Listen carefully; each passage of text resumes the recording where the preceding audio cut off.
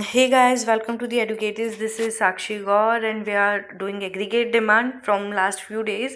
Macroeconomics के 4 parts हमने कर लिया. This one is the 5th part and अभी तक हमने काफ़ी ऑलमोस्ट कंप्लीट कर लिया है ये चैप्टर. लास्ट पार्ट है, आज ये कंप्लीट हो जाएगा. तो लेट्स स्टार्ट.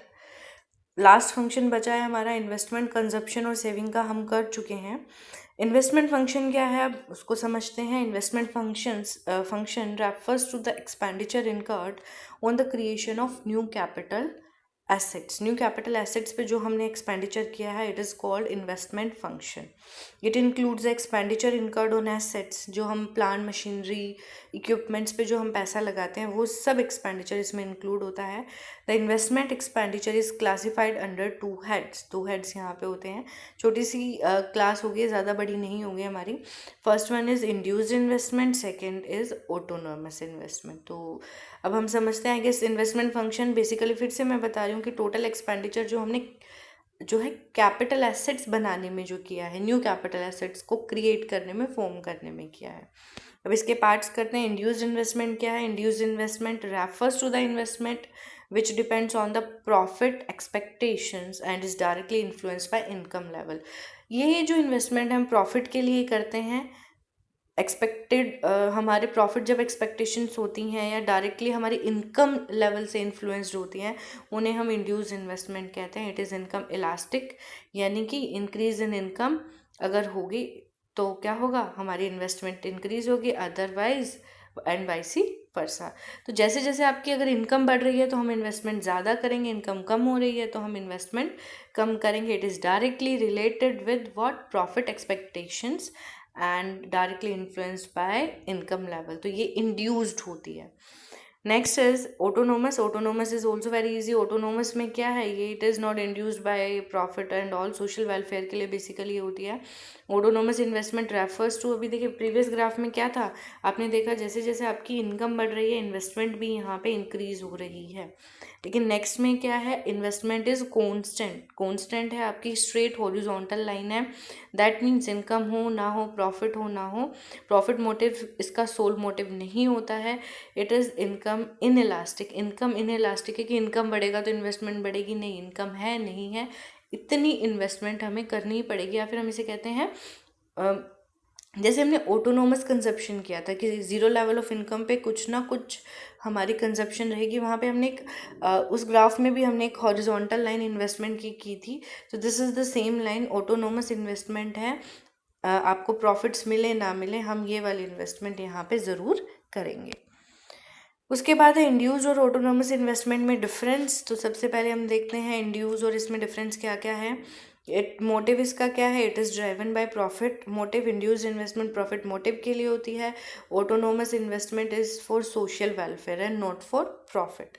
उसके बाद इनकम इलास्टिसिटी, इसकी ये इनकम इलास्टिक होती है इंड्यूस्ड, कि इनकम इंक्रीज होगी, इनकम इंक्रीज होगी तो इन्वेस्टमेंट बढ़ेगी, otherwise vice versa. And autonomous is unaffected by change in income level. Income level से कोई इफेक्ट इसका नहीं होता. उसके बाद इन्वेस्टमेंट कर्व. इन्वेस्टमेंट कर्व जो है इसका स्लोप्स अपवर्ड है एज इनकम इलास्टिक. देखिए क्योंकि अपवर्ड इसलिए है कि इनकम जो है इलास्टिक है, इनकम बढ़ेगी, इन्वेस्टमेंट इंक्रीज होगी, तो इसीलिए ये अपवर्ड ही हमारी रहती है. It is curve parallel to x axis. Autonomous में हमेशा एक्स एक्सिस के पैरेलल है. That means income is inelastic. After that sector it is generally done by private sector. Obviously private sector ही जो है प्रॉफिट मैक्सिमाइजेशन के लिए ही काम करता है, और जो ऑटोनोमस है it is done by the government sector basically. तो ये हमारा डिफरेंस था इंड्यूस्ड और ऑटोनोमस में. होपफुली क्लियर है. इंड्यूस्ड और ऑटोनोमस दोनों में से डिफरेंस पूछ लेते हैं, इधर 1 और 2 मार्क्स में डायरेक्टली क्वेश्चन पूछ लेते हैं, what is induced investment and autonomous. After that हमारा जो नेक्स्ट टॉपिक है ये भी 1 मार्क में या जो है थोड़े पॉइंट्स हैं जो अक्सर एग्जाम में पूछ लिए जाते हैं. Ex ante saving and ex post investment.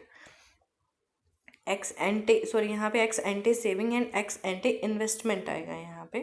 तो एक्स एंटे सेविंग क्या है, ex ante saving refers to the amount of saving which household plans to save at different level of income in the economy.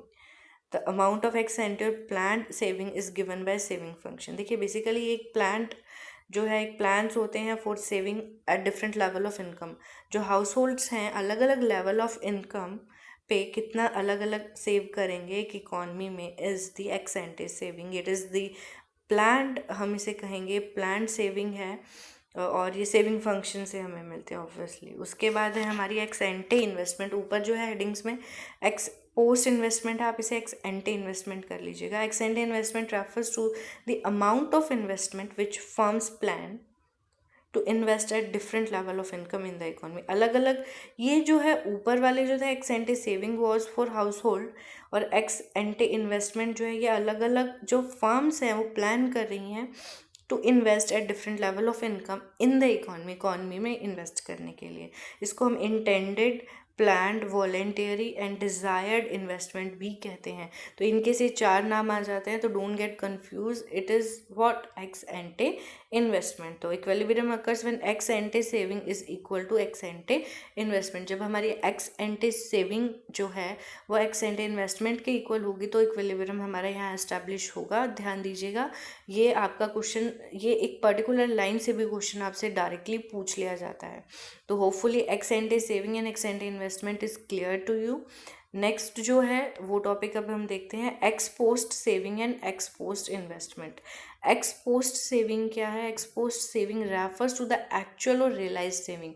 Earlier was ex ante जो थी वो planned थी, ये क्या है actual की बात करें कि एक्चुअल में कितनी जो है सेविंग हुई है एक साल के अंदर एक इकॉनमी में, it will be called as ex post saving. Ex post और actual saving is the sum total of planned saving and unplanned saving. ये दोनों का टोटल अगर हम यहाँ देख लेंगे तो हमारी टोटल सेविंग यहाँ पे आ जाएगी। तो ये एक्चुअल की बात कर रहा है। आफ्टर दैट है आपका ex post investment. Ex post investment क्या है? Investment refers to the realized और एक्चुअल, इसमें भी हम एक्चुअल की बात कर रहे हैं, एंटिसिपेशन की कोई यहाँ पे जगह ही नहीं है।